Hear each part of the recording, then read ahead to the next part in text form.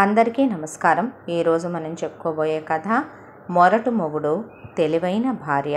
కథలోకి వెళ్ళబోయే ముందు మీరు కనుక మన ఛానల్ని ఫస్ట్ టైం చూస్తున్నట్లయితే తప్పకుండా మన ఛానల్ని లైక్ చేయండి, షేర్ చేయండి, సబ్స్క్రైబ్ చేయండి, బెల్ ఐకాన్ క్లిక్ చేసి ఆల్ అనే బటన్ని ప్రెస్ చేయడం మర్చిపోకండి. కథని ఎక్కడా స్కిప్ చేయకుండా వినండి. మంచి మంచి కంటెంట్తో ఉన్న స్టోరీస్ మన ఛానల్లో చాలా ఉన్నాయి. కథ వినేసి వెళ్ళిపోతున్నారు చాలామంది. చాలా ఎఫర్ట్స్ పెట్టే కదా ఒక స్టోరీని సెలెక్ట్ చేసి దాన్ని చదివి అప్లోడ్ చేసి మీ దాకా తీసుకొచ్చేదే.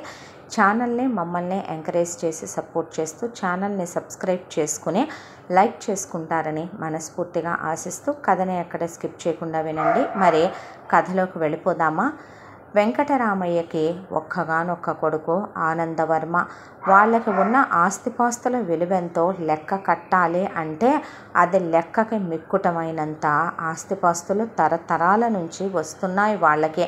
వెంకటరామయ్య హయాంకి వచ్చేపాటికే అవి ఇంకా పెరిగాయే తప్ప ఆ ఇంట్లో ఉన్నవాళ్ళు రకరకాల వ్యాపారాలనే అలాగే ఇంకా కొత్త కొత్త ఇన్నోవేటివ్ ఐడియాస్తో ఆస్తిని పెంచేవాళ్లే తప్ప ఎవరూ ఆస్తుల్ని తగలెట్టేవాళ్ళు లేరు.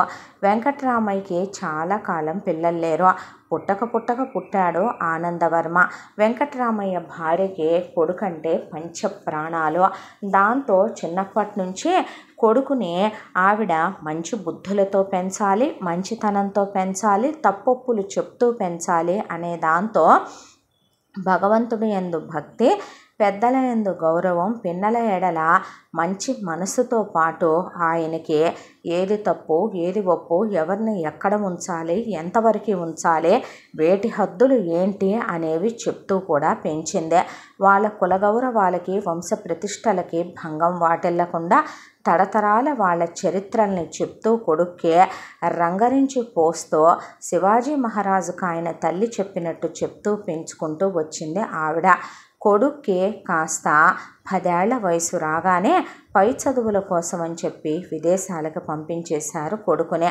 అక్కడే ఆయన చదువు మొత్తం కంప్లీట్ చేసుకొని రావాలనేది వాళ్ళ కోరిక. ఎందుకంటే అంత చదువు లేకపోతే ఇక్కడికి వచ్చిన తర్వాత వాళ్ళ స్థలాలు, పొలాలు, తోటలు, ఫ్యాక్టరీలు, వ్యాపార వ్యవహారాలు, వాళ్ళనే నమ్ముకున్న జనాలు, వాళ్ళకున్న లెక్కకు మిక్కుటమైనటువంటి ఆస్తి ఎవరు చూసుకుంటారు అనే దాంతో పిల్లాడిని చాలా జాగ్రత్తలు చెప్పి పిల్లాడికి ఎప్పటికప్పుడు ఆవిడ ఉత్తరాలు రాస్తూ రోజుకు 10 సార్లు ఫోన్లో మాట్లాడుతూ అక్కడ పిల్లాడిని ఉంచింది కూడా ఎవరో దగ్గరైతే పిల్లాడు తప్పుదారి పడతాడేమోనని. ఆవిడ బాబాయ్ గారు ఒక ఆయన వివాహమే చేసుకోకుండా ఒక అమ్మాయిని అబ్బాయిని దత్తత తీసుకుని వాళ్ళకి వివాహాలు చేసి వాళ్ళతో ఉంటూ దైవ ధ్యానంలో ఆధ్యాత్మికంగా ఉంటూ ఆయనది కూడా చాలా పెద్ద వంశం. అలా అబ్రాడ్లో ఉంటున్న వాళ్ళ ఇంట్లో పెట్టేసరికి ఆనందవర్మని వాళ్ళు ఇంకా బ్రహ్మాండంగా పెంచడం మొదలుపెట్టారు. కొడుకు విషయంలో ఏ ఢోకా లేదు ఆనందవర్మ తల్లికే. కాకపోతే ఆవిడకి పిల్లాడు లేటుగా కాన్పు, దానికి తోడు పిల్లల కోసమని అవి ఇవి మందులు వాడటం. రెండోది మొదటి నుంచి కూడా మనిషి చాలా సుకుమారం, సెన్సిటివ్ కాబట్టి ఏ చిన్న కష్టాన్ని ఆవిడ మనసు తట్టుకోలేదో. అలాంటిది ఒక రోజున ఆవిడకి చాలా భయంకరమైన నిజం తెలిసింది. అదేంటంటే తన భర్త వెంకటరామయ్య జీవితంలో తను కాకుండా మరొక ఆడది ఉంది అని. ఆయన ఏ కులమో ఏ మతమో ఎవడికి పుట్టిందో తెలియని ఒక అలగా మనిషి మీద మనసు పడ్డాడని, దానితో ఆయన ఎఫ్ఐఆర్ పెట్టుకున్నాడని, ఆ తరువాత దానికి కడుపు వచ్చి ఒక కూతురు పుట్టిన తర్వాత దానికి కూడా తాళి కట్టి భార్య అనే స్థానాన్ని ప్రసాదించాడని, భర్త వారంలో 3 రోజులు రాత్రుళ్ళు ఇంటికి ఆలస్యంగా రావటానికి కారణం అదేననే. వాళ్ళకు కూడా ఇక్కడి నుండి ఆయన కొన్ని సంభారాలవి పంపిస్తున్నాడని, ఉండటానికి ఇల్లు, తినటానికి తిండి, అన్ని సౌకర్యాలు భర్తే కల్పించాడని, అక్కడ దానికి ఒక కూతురు పుట్టిందని, ఆ కూతురు పేరు అది మంజరి అని పెట్టిందని, ఆ కూతురికి కూడా తన భర్తే ఇంటి పేరు ఇచ్చాడని, దానికి రెండో భార్య స్థానాన్ని ఇచ్చాడని తెలిసిన ఆవిడ భర్తని అడగకుండా ఉండే ఇల్లాలు కాదు. దాంతో నిలదీసి నేను మీకు ఏం తక్కువ చేశానని మీరు నేను మీ భార్యగా ఉండగానే మీ మనసులోకి మరొక ఆడది, మీ శరీరాన్ని మరొక ఆడది పంచుకుంది అంటే అప్పుడు ఇంకా భార్యగా నాకు ఏ విలువ లేదు. మీరు కట్టిన మంగళసూత్రాలు గుండెల మీద మోస్తూ పిల్లలు పుట్టకపోయినా సరే మీతో అన్ని సంవత్సరాల్లో ఏ రోజు ఆ లోటుని మీ మీదకు తోసేయాలని నేను అనుకుంది లేదు. నేను పిల్లాడు పుట్టేంత వరకు మందులే మింగానా, నా ఆరోగ్యాన్నే పతనం చేసుకున్నానా, నేను గుళ్ళు గోపురాలకే తిరిగానా, ఉపవాసాలే ఉండి పూజలే చేశానా, మీ తప్పని మాత్రం నేనెక్కడా ఏది ఎంచి మాట్లాడలేదు. కానీ ఒక ఆడది మీరు చేసిన తప్పే చేస్తే ఏ భర్త మాత్రం భరించగలడండి? ఎందుకంటే ఆడదానికో నీతి, మగాడికో నీతి రచించేశారు కదా. ఏ వేదాల్లో చెప్పకపోయినా ఒక్కొక్క మగాడు తను చేసేది కరెక్టేననుకుంటూ ప్రపంచానికి ఎదురు వెళుతూ బ్రతుకుతాడు. ఆడదా తప్పు చేయలేదు. అలా అని నేను మీరు చేసిన దాన్ని ఎప్పటికీ హర్షించలేను అని ఆవిడ పోయే ముందు విషయం అంతా కూడా ఆవిడ బాబాయికి తెలియపరిచి, కొడుక్కి అప్పటికి వయసు 13 సంవత్సరాలు వచ్చింది ఆనందవర్మకి. మొత్తం విషయం అంతా కొడుక్కి చెప్పుకుంది. ఆ తర్వాత ఆవిడ భర్త ముఖం చూస్తే, నువ్వు చేసిందే నాకు గుర్తొస్తోంది, దాన్ని తాకి మళ్ళీ అదే మలినమైన శరీరంతో నన్ను తాకావు, దాంతో పక్క పంచుకొని అదే శరీరంతో నా దగ్గరకు వచ్చావు, నా మెళ్ళలోనూ తాళి కట్టి దాని మెళ్ళలోనూ తాళి కడితే ఈ తాళికి ఇంకా విలువేముందనే ఆవిడ నిద్ర మాత్రలు మింగి ఆత్మహత్య చేసేసుకుంది. దాంతో ఇక వెంకట్రామయ్య చాలా పెద్ద తప్పు చేశానని, భార్య దేవత లాంటిదే, ఆవిడ జీవితాన్నే తను పతనం చేసి నాశనం చేశానని క్షణికావేశంలో తీసుకున్న ఎంత పెద్ద నిర్ణయం తన జీవితాన్నే మార్చేసిందని, అదే క్షణికావేశంలో ఒక ఆడదాని మీద వ్యామోహంతో తన్ను చూసి ఒక ఆడది పమిట జారిస్తే స్థాయి హోదాలు మర్చిపోయి తను కాలు జారి భార్యకి చెప్పకుండా ఆ ఎఫ్ఐఆర్ని కంటిన్యూ చేస్తూ దాని కూతుర్ని కనే ఇంకా పెద్ద తప్పు చేశాననే దాంతో కుంచుకుపోవటం మొదలుపెట్టాడు ఆయన. ఇంత దాంట్లో ఇక పిల్లాడికి తల్లి పోయినప్పుడు కూడాను ఇండియాకి తీసుకురావద్దని అక్కడే ఉంచమని చిన్నమావ గారికి చెప్పి వేడుకున్నాడు. అసలు ఆయనకి ఏం మాట్లాడాలో కూడా అర్థం కాలేదు. మనుషుల మధ్య యుద్ధాన్ని ఎవరైనా ఆపగలరు, మనసుల మధ్య యుద్ధాన్ని ఎవరు ఆపగలరు? వెంకట్రామయ్య రోజు పోయిన భార్య ఫోటో ముందు కూర్చొని తప్పు చేశాను తప్పు చేశాను తప్పు చేశాను అనుకుంటూనే ఆనందవర్మకి 25 సంవత్సరాల వయసు వచ్చింది. ఆ తర్వాత తిరిగి వచ్చాడు. ఇప్పుడు ఆయన యువకుడుగా చదువు పూర్తి చేసుకొని ఇండియాకు వచ్చాడు. వచ్చిన కొడుకునే అన్ని బాధ్యతలకి వారసుని చేసి ఆస్తి మొత్తం కొడుకు పేరు మీద రాసి కొడుక్కి ఫ్యాక్టరీ వ్యవహారాల దగ్గర నుంచి అన్నింటినీ నేర్పించి ఆ తర్వాత భార్య ఫోటో దగ్గరే విషం తాగి చనిపోయాడు వెంకట్రామయ్య. తల్లి తండ్రి అలా పోవటం ఆయన గుండెలు బద్దలు కొట్టేసేంత బాధను కలిగించింది. మనుషులు తప్పులు చేసే ముందే ఆలోచించాలి. తప్పు జరిగిపోయిన తర్వాత ఆ తప్పుకి ప్రాయశ్చిత్తాలు చేసుకున్నా అది మార్చలేని తప్పు అయితే దానికి ఏ విలువ ఉండదేమో అనేది ఆయన నమ్మకం. ఆ తర్వాత తండ్రి అంత్యక్రియలు పూర్తయిపోయాయి. ఆనందవర్మ తాతగారు అబ్రాడ్ నుంచి ఇండియాకి వచ్చి ఆయన మంచి సంబంధం చూసి పెళ్లి చేసుకో నాన్న, నువ్వు ఇలా ఉండకూడదు, ఇల్లాలు లేని ఇల్లు మంచిది కాదయ్యా అనే, మళ్ళీ నీ అమ్మ నీ కడుపును పుట్టాలి అనే దాంతో వాళ్ళ వంశ ప్రతిష్టలకి కుల గౌరవాలకి తగిన ఒక అమ్మాయిని చదువు, సంస్కారం, ఆస్తి పాస్తి, విలువ, గౌరవాలు, సంస్కృతి, సాంప్రదాయాలు, కులం, గోత్రం అన్నీ కలిసే అమ్మాయి పేరు జ్ఞానేశ్వరి. ఆ అమ్మాయి వాళ్ళ అమ్మా నాన్నలు కూడా భారీగానే పెట్టి ఆనందవర్మకిచ్చి కూతుర్ని వివాహం జరిపించారు. జ్ఞానేశ్వరికి ఆనందవర్మ అంటే ఏ భార్యకైనా పంచప్రాణాలు ఆరో ప్రాణం అనుకుంటాం మనం, కానీ ఆయనంటే ఆవిడకి చచ్చేంత ఇష్టం. ఆయనకి ఆవిడ తల్లి అయ్యింది, స్నేహితురాలయ్యింది, అన్నాదమ్ములయ్యింది, బంధువైంది, చుట్టమైంది, అన్నీ అయ్యిందే. భర్తతో ఎంత ప్రేమగా ఉండేదంటే నిజంగా ఒక పెళ్ళాం మొగుడిని ఇంత ప్రేమిస్తుందా అసలు అని ఒక మొగుడు అచ్చెరువుందే అంత ఆస్తిపాస్తులు ఉన్నా, అంత మనిషికి నౌకర్లు చాకర్లు ఉన్నా ఆయన ప్రతి పని తనే చూసుకునేదే. ఆయన్ని గుండెలు గుండెల్లో దేవుడిగా పెట్టుకొని ఆరాధించేది జ్ఞానేశ్వరే. ప్రతి రాత్రి వసంత రాత్రిలా గడిచిపోయేదే. ట్రిప్పులకి వెళ్ళొచ్చారు, పిల్లల్ని వెంటనే కనకూడదనుకున్నారు, అబ్రాడ్ వెళ్ళొచ్చారు. ఆయన ఒకవైపున బిజినెస్ చేస్తూ చాలా హ్యాపీగా వాళ్ళ జీవితాలు సాగిపోతూ వాళ్ళిద్దరి ప్రేమకి గుర్తుగా జ్ఞానేశ్వరి గర్భవతి అయ్యి ఒక బాబుని ప్రసవించింది.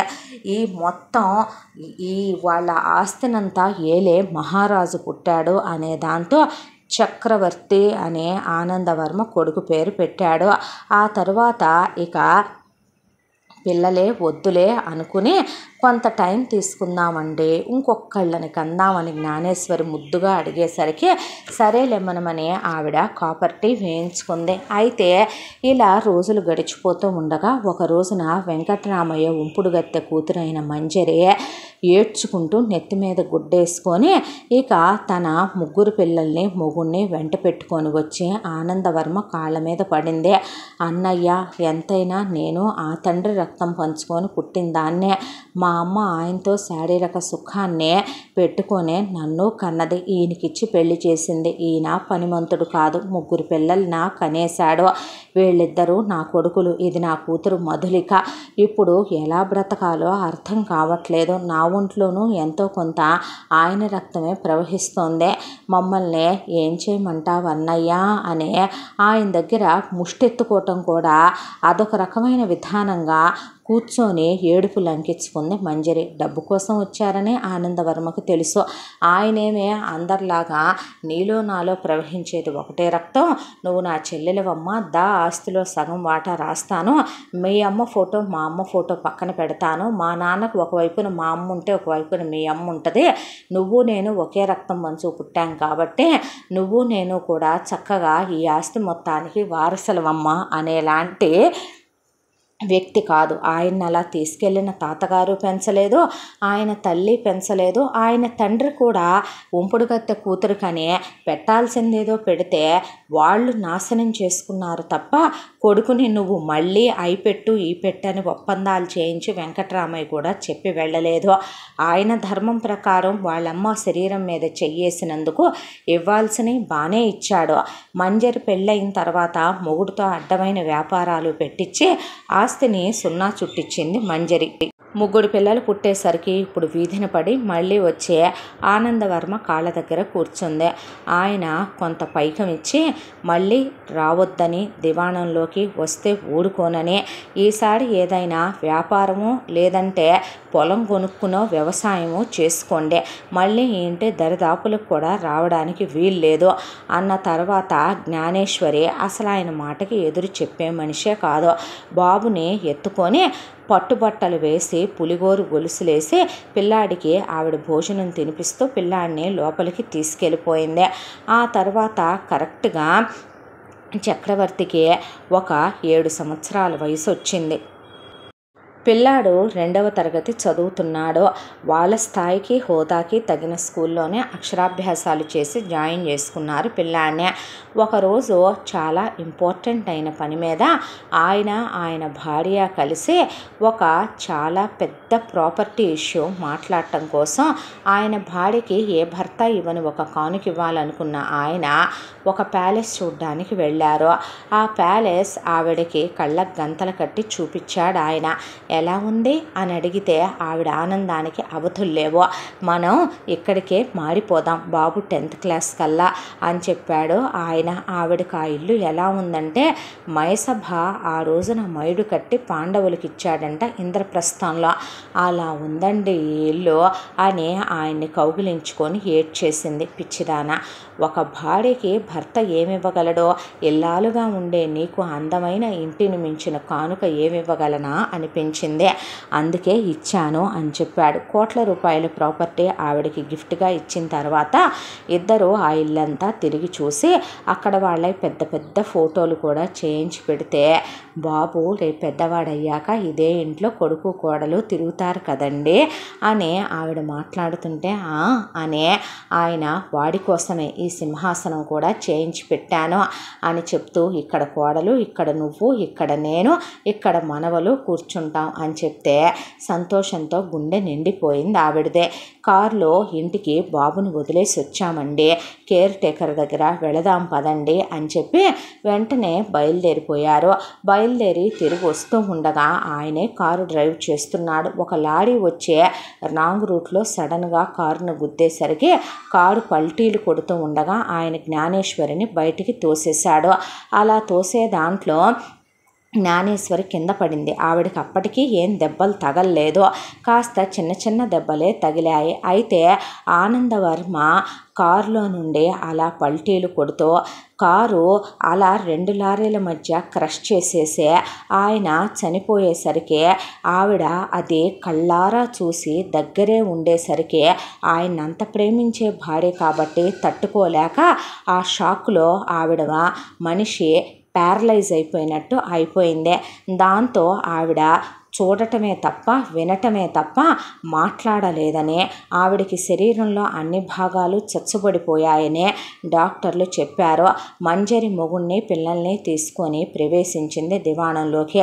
వదినో వదినా, అన్నయ్య వదిలేసిపోయాడా నా వదినో వదినా, మాయదారి రోజులైపోయినాయి వదినో వదినా, మంచోళ్ళకి రోజులు కావు వదినో వదినా అని అక్కడ ఉన్న వాళ్ళందరినీ పక్కకు తోలేసి, ఉంచుకున్న దానికి పుడితే మాత్రం నేను మా అన్నయ్యకి చెల్లెళ్ళు కాదా ఏందిరా, మీ పెత్తనం ఏందిరా, ఆయన నా అన్నయ్యరా, ఆ శవం మాదిరా అని ఆవిడ అలా మంచంలో ఉండగా పిల్లాడిని తీసుకెళ్ళి ఆయనకు అంత్యక్రియలు చేయించి దశదిన కర్మలు చేయించేసిన తర్వాత ఇంట్లో ఉన్న పని వాళ్ళల్లో ఒకే ఒక్క పనమ్మాయిని మాత్రం జ్ఞానేశ్వరి దగ్గర పెట్టి అదర్వైజ్ మిగతా పని వాళ్ళు మొత్తాన్ని మార్చేసిందే.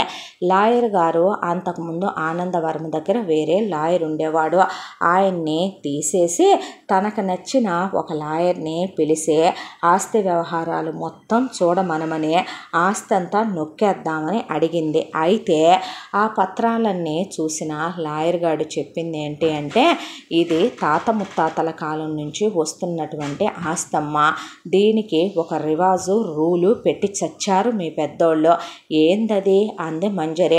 ఉంచుకున్న వాళ్ళకి ఈ ఆస్తిలో నుంచి రూపాయి చెల్లదు అంది. మా అమ్మకి తాళి కట్టాడయ్యా వెంకటరామయ్య. ఎప్పుడు కట్టాడమ్మా? ఆనందవర్మ గారి తల్లిని పెళ్లి చేసుకున్న తరువాత ఆయన పుట్టేటప్పటికీ మీ అమ్మకి మీరు చేతికి అందొచ్చి గొళ్ళెం పెట్టే వయసుకు మీ అమ్మగారు కట్టించుకున్నారు. దానికి సాక్ష్యం ప్రూఫ్లు లేవు. ఒక భార్య బతుకుండగా ఆవిడ సంతానవతే ఆరోగ్యంగా ఉండే అంతా బాగుండి భర్త ఇంకో దాన్ని ఎఫ్ఐఆర్లు పెట్టుకున్నారనే అంటారు. కానీ అలా కట్టిన తాళికి విలువ ఉండదు. ఆవిడ్ని భార్య అనరమ్మ. మీరిందాక అన్నారే ఓం పోడు గత్తె అనే అదే అంటారని చెప్పాడు లాయరు. మరి ఇప్పుడు ఏం చేయాలి లాయరు అని అడిగితే, ఏముందమ్మా చేయడానికి, ఇప్పుడు వాళ్ళు రాసిన రూల్స్ అయితే నేను చదువుతాను, చదువు అంది. అయితే తరతరాలుగా ఈ ఆస్తికి ఎప్పుడైతే హక్కుదారులు అవుతారో ఆ ఇంటి వారసులు వాళ్ళకి పెళ్ళవ్వాలి, పిల్లలు పుట్టాలి. అప్పుడే ఈ ఆస్తి మీద క్రయ విక్రయాది సర్వ హక్కులు వాళ్ళకు వస్తాయి. ఆనందవర్మ గారిని అందుకే స్టేట్స్ పంపించి మరీ చదివించి తెప్పించారు. జ్ఞానేశ్వరిని వివాహం చేసుకొని బాబు చక్రవర్తి పుట్టాకే ఆయనకి క్రయ విక్రయాది హక్కులు వచ్చాయి. ఇప్పుడు ఆయన లేడు కాబట్టి దీని మీద ఆయన భార్యకి సైతం క్రయ విక్రయాది హక్కులు ఉండవు. మళ్ళీ ఈ బాబు పెరిగి పెద్దవాడయ్యి ఈ బాబుకి వివాహమై పిల్లలు పుట్టిన తర్వాతే క్రయ విక్రయాది హక్కులు వస్తాయి. మరి అప్పుడు దాకా వీటి మీద ఐవేజులు వస్తాయి కదమ్మా, ఐవేజులే కోట్ల రూపాయలు కదా అన్న తర్వాత, అయితే ఇక్కడ ఇంకో తిరకాసు ఉందమ్మా ఏంటి అని అడిగింది మంజరి. బాబు చిన్నవాడైనా పెద్దవాడైనా ఒకటి జ్ఞానేశ్వరి గారు సంతకం కానీ వేలుముద్ర కానీ గార్డియన్గా తల్లిగా ఆవిడ పెట్టాలి. తర్వాత బాబుకి యుక్త వయసు వచ్చిన దగ్గర నుంచే, అంటే 13 సంవత్సరాలు దాటిన దగ్గర నుంచి టీనేజ్లోకి ప్రవేశిస్తాడు కాబట్టి బాబు తన మనస్ఫూర్తిగా సంతకాలు పెడితేనే ఆ పై ఐవేజీలు కూడా బ్యాంకులో నుంచి మనం డ్రా చేసుకోగలం. లేదంటే వాటి మీద కూడా ఏ హక్కు ఉండదు మీకు అని చెప్పేశాడు లాయరు. చెప్పేపాటికి ఇదేం దరిద్రం అంటే, పెద్ద పెద్దోళ్ళ అట్టాగే ఉంటాయి మంజరి, మనకేం తెలుసు, మన బోటోళ్ళం ఏం ఎరుగుదామని ఛీ నేలబారు కుక్క, నిన్ను చేసుకునేసరికి చివరికి నా బతుకు ఇలా తయారైపోయింది అనే. సరే లాయరు, ఇప్పుడు ఈ రోగిష్టి దాన్ని డాక్టర్ దగ్గర చూపించాం ఎటుకూడే, దీనికి షాకులో చిప్పు పోయింది కాబట్టి మళ్ళీ ఇంకో షాక్ వస్తే తప్ప దీనికి తిరిగి ఒంట్లో చలనం రాదని డాక్టర్లు తేల్చేశారు. కాబట్టి నేను ఇంట్లో పని వాళ్ళందరినీ నా మాటిని నా చెప్పు చేతల్లో ఉండే వాళ్ళనే పెట్టుకున్నాను. ఇది ఇంట్లో నుంచి కుంటి కులాసం కాబట్టి బయటికి వెళ్ళే ఛాన్స్ లేదు. దీని దగ్గర ఆల్రెడీ ఓ పాత పని మనిషిని పడేసే ఉంచాను. ఇంకా ఇటువైపున అంటావా, దీంతో ఏలుముద్రను నొక్కిచ్చేసి ఇచ్చేస్తాను. ఇది మంచంలో పడిపోయింది కాబట్టే ఐవేజులు నాకు వచ్చేలా చూడు. ఈడికి 13 ఏళ్ళు వచ్చిన కాడి నుంచే ఈడితో సంతకం నొక్కిచ్చేస్తాను అంద మంజరే. మీరనుకున్నంత తేలికైన విషయం అదేమీ కాదండి. చదివేస్తే చాలా తెలివితేటలు పెరిగిపోతాయి. బాబు చదివేది ఇంటర్నేషనల్ స్కూల్లో, కోటీశ్వర్ల పిల్లలు చదివే స్కూల్లో, నాలెడ్జ్ మాత్రమే ఉండే స్కూల్లో వేశాడు ఆనందవర్మ. దాంతో పిల్లాడికి గట్టిగా ఇంకొక 4-5 ఏళ్లలో డాక్యుమెంట్లు చదివేంత తెలివితేటలతో సహా చదువు ఉంటుంది. దాంతోపాటు పిల్లాడికి తెలివితేటలు పెరిగితే వయసు వస్తుంది. పిల్లాడు చూడటానికే 7 ఏళ్ల పిల్లాళ్ళ అనిపించట్లేదు. 12 ఏళ్ళు అంటే నమ్ముతారు ఆ హైటు, వెయిటు, పర్సనాలిటీ చూసే. అలాంటిదే 13 ఏళ్లకి పిల్లాడు ఒక 18 ఏళ్ల పిల్లాడు అన్నంతైనా ఉంటాడు. ఈ రోజుల్లో ఫోన్లని, గూగుల్ అని, నెట్వర్క్లని, తెలివితేటలని, ఇంగ్లీష్ చదువుకుంటే బయట ప్రపంచంలో స్నేహాలు, అక్కడ జడ్జిల పిల్లలు, లాయర్ల పిల్లలు, మినిస్టర్ల పిల్లలు చదువుతారైతే వాళ్ళు ఎలాంటి తెలివితేటలు నేర్పుతారో అర్థం చేసుకోండి మీరు అన్నాడు లాయరు. నువ్వెళ్ళు లాయరు, ఫీజు తీసుకొని మిగతా విషయాలు నేను ఆలోచించుకుంటాను అంది మంజరి. ఏం చేయబోతున్నావే అన్నాడు మంజరి మొగుడు. నువ్వు మూసుకొని కూర్చో, నాకు తెలుసులే కానీ ఏం చెయ్యాలో అంది మంజరి. పిల్లాన్ని దగ్గరికి పిలిచి, నాన్న చక్రవర్తి, ప్రపంచాన్ని ఏల్దుగా నాన్న, నువ్వు నీకెందుకు నాన్న చదువు, నువ్వు స్కూల్కి వెళ్ళొద్దు, దరిద్రపు స్కూలు, నువ్వు చదువుకోవద్దు నాన్న అంటే పిల్లాడు తల్లి దగ్గరికి వెళ్ళి తల్లి ఎందుకు మాట్లాడదో తెలియదు, ఎందుకు కదలదో తెలియదు. అమ్మ అలా మంచం మీద పడుకుంటే పనమ్మాయి పక్కనే కూర్చొని పాపం ఆ అమ్మాయిని ఇంట్లో విషయాలు బయటికి చెప్తే దాని మొగుడిని, పిల్లల్ని చంపేస్తాను అని చెప్తే ఒకరోజు అది ఎవరికో చెప్పబోయిందని దాని మొగుడిని పైలోకానికి పంపించారు మంజరి వాళ్ళు. దాంతో దాని పిల్లల్ని కూడా తెచ్చి దివాణంలోనే ఇసిరేసేపాటికి అమ్మ మాట్లాడలేదు బాబు అని చెప్తే ఆవిడ గుండెల మీద పడుకొని నేను చదువుకుంటానమ్మా, నేను స్కూల్కి వెళ్తానంటే ఆవిడ కళ్ళల్లోంచి లే అమ్మా, మాట్లాడమ్మా, నాకు కథ చెప్పమ్మా, చందమామ రావే పాడమ్మా, స్నానం చేయించవే, నాకు బొట్టు పెట్టమ్మా, పూజ చేసుకుందాం, నేరమ్మా, అమ్మా నన్ను నువ్వు స్కూల్ దగ్గర దింపుతావు కదా అమ్మ, నా స్పోర్ట్స్కి నాన్న నువ్వు రారా అమ్మ అనే పిల్లాడు అమ్మ ఆకలేస్తుందమ్మా అంటే ఆవిడ కళ్ళల్లోంచి అలా నీళ్లు కారిపోవటం తప్ప ఒక ట్యాబ్లెట్ కూడా వాడట్లేదు ఆవిడకి. కనీసం రికవరీకి డాక్టర్ కన్నా చూపించే సెకండ్ ఒపీనియన్ అన్నా తీసుకోవాలి కదా. వాళ్ళ ఆస్తిని అనుభవిస్తూ ఆవిడ్ని చేత వేలుముద్రలు నొక్కించుకుంటూ అనాథలా ఆవిడ్ని గదిలోకి చీకటి కొట్టులోకి ఈడ్చిపడేసింది మంజరే. పిల్లాడు రోధిస్తుంటే పనమ్మాయి చూడలేక మూలకెళ్ళి ఎక్కిళ్ళు పెట్టి ఏడ్చింది పాపం రంగమ్మ. ఆ తర్వాత పిల్లాడిని స్కూల్కి వెళ్ళొద్దంటుందమ్మా అత్త. డాడీ ఏం చెప్పారో, చదువు జ్ఞానాన్ని నేర్పిస్తుంది, చదువుకోవాలి, నేను డాడీ అంత అవ్వాలి, నేను కింగ్ అని చెప్పారు కదా.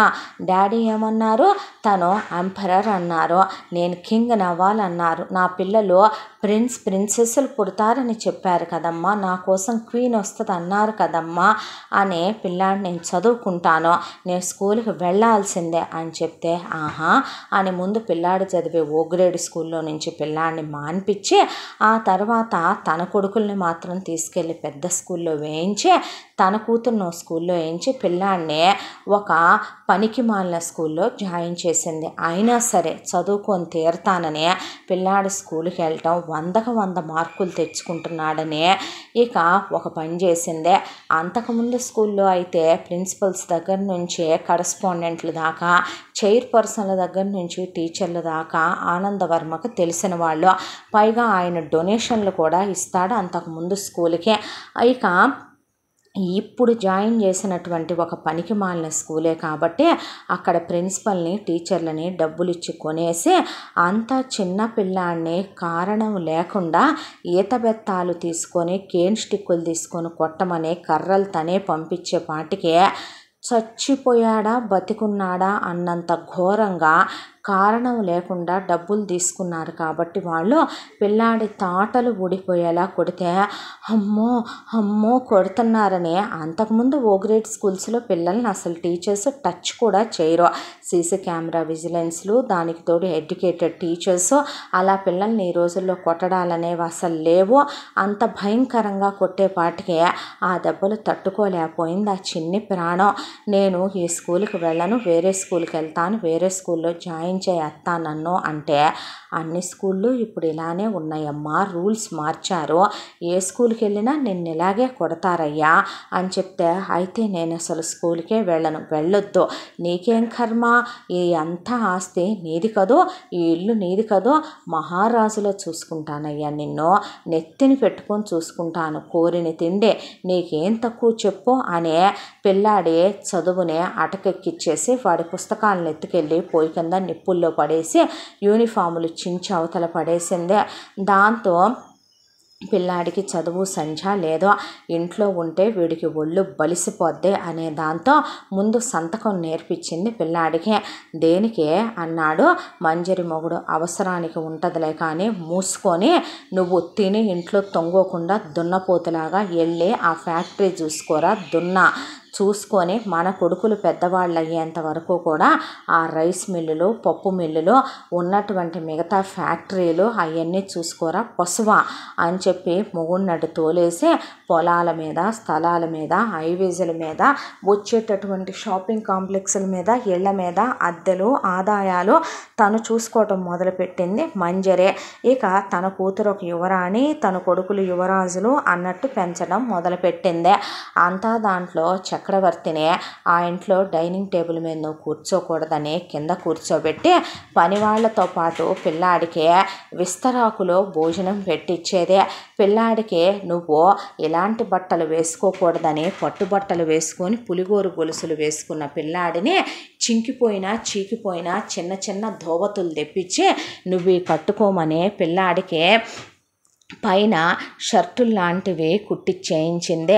ఒక పొలం పనులు చేసుకునే వాళ్ళు ఎలా ఉంటారో అలా పెంచటం మొదలుపెట్టింది. దానికి తోడు ఎవరైనా ఏమైనా అంటే కొట్టాలనే, మనిషికి కోపమే ఆయుధమనే, ఎవరైనా ఏమైనా అంటే మాటలు పడకూడదనే నూరిపోసి నేర్పటం మొదలుపెట్టి పిల్లాడిని కొన్నాళ్ళ తర్వాత పొలానికి తీసుకెళ్ళి కూలీల్లో ఒక కూలోడిని చేసేసింది పిల్లాడిని. ఇది మన పొలం నాన్న, మనమే చూసుకోవాలి, ఒకవేళ రేపు వీళ్ళందరూ ఒళ్ళు బలిసి పని చేయనన్నా నువ్వు పనులన్నీ నేర్చుకోవాలనే, పిల్లాడికి ఏ ఎరువులు వేయాలి, పొలంలో ఎప్పుడు కలుపు తీయాలి, నాట్లు వేయాలి, ఏ తోటకి ఏ మందులు కొట్టాలి అని ఒకవైపున పొలం పనులు, వాటితో పాటు ఇంట్లో బూజులు దులపటాలు, బరువులు దించటాలు, ఇవన్నీ పాచి పనులు నేర్పించడం మొదలుపెట్టి చక్రవర్తిని కాస్త బిచ్చగాడిలాగా పెంచడం మొదలుపెట్టే గుండెల్లో ఆనందంతో నిండిపోయి ఆనందవర్మ ఫోటో వైపు చూసి, రే ఏమన్నావు ఆ రోజు, వీడు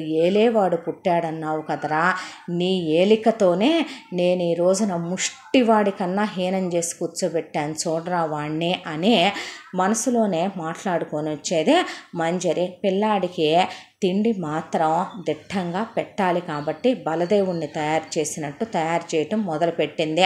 చాకిరీ చెయ్యడు కాబట్టి తిండి పెట్టకపోతే తినటం, నిద్రపోవటం, పొలం పనులు చేయటం, చదువు లేదు, సంస్కారం తెలియదు, ఎదుటి వాళ్ళనే అమాంతంగా తప్పు ఒప్పు అనేది తర్వాత సంగతి, వాళ్ళేదైనా చిన్న మాట అన్నా వాళ్ళని చితక్కొట్టేయటం, ఆ తర్వాత తనే ఒక్కోసారి ఎడ్లు దున్ని అలిసి పక్కకు పడిపోతే కాడి మేదేసుకొని పొలం దున్నుకుంటూ వెళ్ళిపోవటం, పొలం పనులు చేసుకోవటం, కలుపులు తీసుకోవటం, మందులు కొట్టడం, కూలీలతో పనులు చేయించటం, ఒకవైపున ఇంట్లో గుర్రాలు ఉంటాయి ఆనందవర్మే. ఆ గుర్రాలని చూసుకోవటం, పశువుల్ని చూసుకోవటం, అమ్మ దగ్గరికి వెళ్ళి ప్రేమగా గేమగా మాట్లాడటం అనేది ఏమీ రాదు. ఎలా ఉంది నీకు, తగ్గిందా, ఎన్నాళ్ళు కూర్చుంటావే ఇలా కుర్చీలో, ఎన్నాళ్ళు పడుకుంటావే అని పనోళ్ళ మాట్లాడటం. భాష సంస్కారం లేదు, మనిషికి సంస్కారం లేదు, చదువు ఊహల్లోకైనా లేదు, జ్ఞానం లేదు, తెలివితేటలు లేని పశువుల మూర్ఖుళ్ళ చెప్పాలంటే గనక విజ్ఞత జ్ఞానం లేనే ఒక మొరటు వ్యక్తిగా పెంచుకుంటూ వచ్చేసింది మంజరి చక్రవర్తినే. ఇక పిల్లాడికి కాస్త వయసు వచ్చిన దగ్గర నుంచి ప్రతి సంవత్సరం లాయర్ గాడు వస్తాడు. వాడు రాగానే కొన్ని పేపర్లు తెస్తాడు. వాటి మీద చక్రవర్తిని పిలిచి మంజరి సంతకం పెట్టించుద్దే. ఆ తర్వాత జ్ఞానేశ్వరితో వేలుముద్రలో నొక్కించి లాయర్ మొహాన పడేస్తే పిల్లాడిని కోర్టులో జడ్జికి చూపించాలి తీసుకెళ్ళే. ఇక్కడి నుంచి వెళ్ళేటప్పుడు లాయర్ గాడు కారులో తీసుకెళ్ళి అక్కడికి వెళ్ళిన తర్వాత ఇదిగో ఇక్కడి నుంచి నువ్వు ఈ సిటీ బస్సు ఎక్కితే గనక బస్ స్టాండింగ్లో దించుతారు. ఈ నెంబర్ దగ్గర మీ ఊరు వెళ్ళే బస్సు ఉంటుంది. ఇగో ఛార్జీకి డబ్బులు, టికెట్ తీసుకొని వెళ్ళి బస్సులో కూర్చో, కరెక్ట్గా మీ ఊళ్ళో దించుతారు, సరేనా, సరిగ్గా వెళ్ళు అని ఆ అబ్బాయి ఆస్తి, ఆ అబ్బాయి సొమ్ము, అలాంటిది వాడు కూడా ఓ పనోడిని కూలోడిని ట్రీట్ చేసినట్టు ఏదో ఒక కూలోడికి మన మీద ముష్టేసి నువ్వు అటెళ్ళు ఇటెళ్ళు అని బిచ్చగాళ్ళని కూడా అంత హీనంగా మాట్లాడమేమో విధిలించి విసుక్కుని పంపేవాడు ప్రతి సంవత్సరం లాయర్ గాడు. ఇలా కాలచక్ర ప్రవాహంలో రోజులు గడిచిపోతూ పిల్లాడికి 25 ఏళ్ల వయసు వచ్చేసింది. అయితే ఇక పిల్లాడికి దేన్నో దాన్ని గంతకు తగ్గ బొంతం తెచ్చి ఏ చదువు జ్ఞానం లేని దాన్ని ముడిపెడితే ఎలాగోలాగా వీడితో దాన్ని సంసారం చేయించో ఏదో ఒకటి చేసి ముందు ఒక ఇద్దరిని కనిచ్చేస్తే ఈ ఆస్తి మీద మొత్తం పట్టు చుక్కించుకోవచ్చని అప్పటికే తన కొడుకులకి చదువులు అయిపోయినాయి, తన కొడుకులకి పెళ్ళిళ్ళు అయిపోయిన తర్వాత తనకు నచ్చిన కోడళ్ళనే క్రైమ్ పార్ట్నర్లను తెచ్చుకుంది. కొడుకులకి పిల్లలు పుట్టేశారు. కొడుకులు బిజినెస్ వ్యవహారాలు చూసుకుంటున్నారు, రైస్ మిల్లుల వ్యవహారాలు, పొలాల వ్యవహారాలు చూసుకుంటున్నారు. మంజరి మొగుడు కూడా బాగా రాటుదేలిపోయాడు. ఈ ఎన్ని సంవత్సరాల్లో ఏదో పెద్ద బిజినెస్ మ్యాగ్నెట్ లాగా ఆస్తంతా వాడిదే అయినట్టు సూటు బూట్లు వేసుకోవటం, BMW బెంజ్ కారుల్లో తిరగటం, ఫ్యాక్టరీ వ్యవహారాలు చూసుకోవటం, దాంతోపాటు ఒకవైపున మంజరి నగలు చీరలు డబ్బులు లెక్కలు చూసుకుంటుంటే వాడి లైఫ్లో అనుభవించాలనుకున్నవన్నీ అందమైన అమ్మాయిలతో లైఫ్ ఎంజాయ్ చేయటం, కాస్ట్లీ సిగార్లు తాగటం, కాస్ట్లీ బ్రాండ్ల మందు తాగటం, ఇలా వాడు ఒక 10 మంది అమ్మాయిల్ని మెయింటైన్ చేయటం, క్లబ్బులకు వెళ్ళటం, పబ్బులకు వెళ్ళటం, మంజరి కొడుకులు డ్రగ్స్ తీసుకోవటం, విచ్చలవిడిగా బ్రాండెడ్ బట్టలు వేసుకోవటం, డబ్బుల్ని వెదజల్లటం, మార్కెట్లోకి వచ్చిన కార్లు కొనుక్కోవటం, ఓ లైఫ్ని తీన్మార్ నడిపించినట్టు నడిపించుకుంటూ వస్తున్నారు. అంత దాంట్లో మంజరి కూతురు ఎంతైనా సరే ఒక వేసకి మనవరాలు, మరొక అతి తెలివితేటలతో ఉన్నటువంటి మందర లాంటి మంజరికి కూతురు కాబట్టి దానికి ఎంత కాదు అనుకుంటున్నా వయసుకు వచ్చిన రోజు నుంచి చక్రవర్తి మీద విపరీతమైన మోజు ఎక్కువ. దానికి కారణం చక్రవర్తి చూడటానికి ఎంత అందంగా ఉంటాడంటే ఆనందవర్మ జ్ఞానేశ్వరిలో ఉన్న అందమంతా పోసుకొని పుట్టే, పొలంలో వెట్టి చాకిరి చేయటంతో కసరత్తులు చేసే ఒక 10 ప్యాక్ బాడీ లాగా బాడీ అంతా కండలు తిరిగిపోయే మనిషి చాలా అందంగా ఉంటాడు. ఆ మీసకట్టు, బియర్డ్ చూడడానికి బాగా మనిషి మెచ్యూర్డ్గా ఉంటాడు కూడా. మాట కరుగ్గా ఉంటుంది. దానికి తోడు మొరటోడైనా సరే అసలు ఏమన్నా ఉంటాడని అతన్నే పెళ్లి చేసుకోవాలని పిచ్చెక్కిపోయి మత్తెక్కిపోయి అతని చుట్టూనే తిరుగుతుంటే ఎంత చదువులేని మనిషికైనా, ఎంత జ్ఞానం లేని మనిషికైనా, అడవిలో ఉండే జంతువులకైనా జ్ఞాన విజ్ఞానాలు కొన్ని తెలుస్తాయి. సింహం వెళ్ళి కుక్కతోనో నక్కతోనో సంగమించమంటేనో, పులి వెళ్ళి ఏ గుంట నక్కతోనో ఏ పందితోనో సంగమం చేయమంటే అవి జాతి విరుద్ధాలని చెయ్యవు.